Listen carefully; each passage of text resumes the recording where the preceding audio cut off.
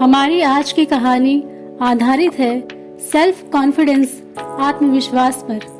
पुराने समय की बात है, एक बहुत घना जंगल था। उस जंगल से होकर एक नदी प्रवाहित होती थी। उसी जंगल में नदी के किनारे पर एक साधु रहता था और नदी के उस पार एक परिवार रहता था। साधु के लिए उस परिवार से रोजाना गाय का दूध भेजा जाता था, क्योंकि साधु जी प्रतिदिन उसी दूध को पीकर तपस्या करने बैठ जाते थे। साधु जी पानी पर चलने की सिद्धि प्राप्त करना चाहते थे। उनका सपना था कि एक दिन वो पानी पर चले।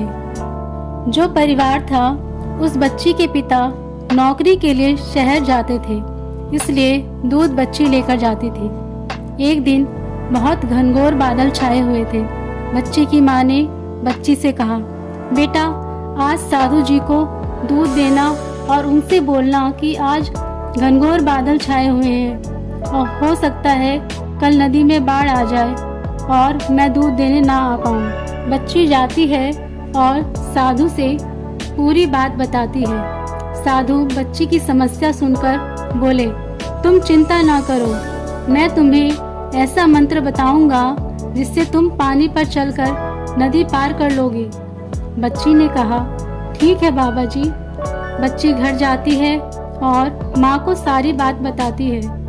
तभी उस रात को बहुत बारिश होती है और नदी में बाढ़ आ जाती है। अब बच्ची की बात पर और साधु के भरोसे पर बच्ची की माँ अगली सुबह दूध लेकर भेज देती है। बच्ची दूध लेकर जाती है। नदी के पास जाते ही बच्ची ने मंत्र का उच्चारण किया और नदी पार कर ली।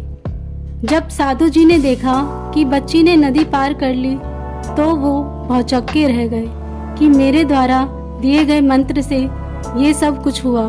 वो बड़े खुश हुए कि मेरे द्वारा की गई तपस्या सत्य हुई। साधु ने सोचा, चलो मैं भी नदी पार करता हूँ।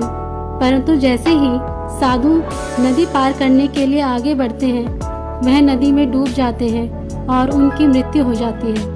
ऐसा इसलिए हुआ क्योंकि बच्ची को साधु द्वारा दिए गए मंत्र पर विश्वास था, लेकिन साधु द्वारा स्वयं सिद्धि किए मंत्र पर विश्वास नहीं था।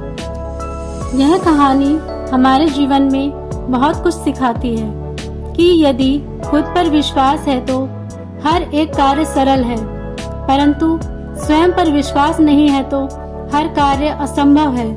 तो मित्रों, खुद पर सेल्फ कॉन्फिडेंस रखें, बिलीव इन योरसेल्फ। अगर हमारी कहानी अच्छी लगे तो please like, share and subscribe जरूर करें।